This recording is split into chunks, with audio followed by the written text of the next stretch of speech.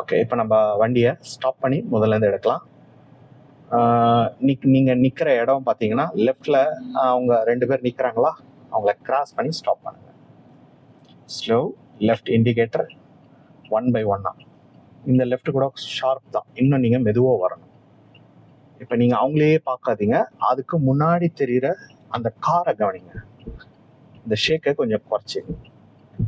இப்போ break apply. Left கொஞ்சம் கவனிச்சு லாங் டிஸ்டன்ஸில் பாருங்க.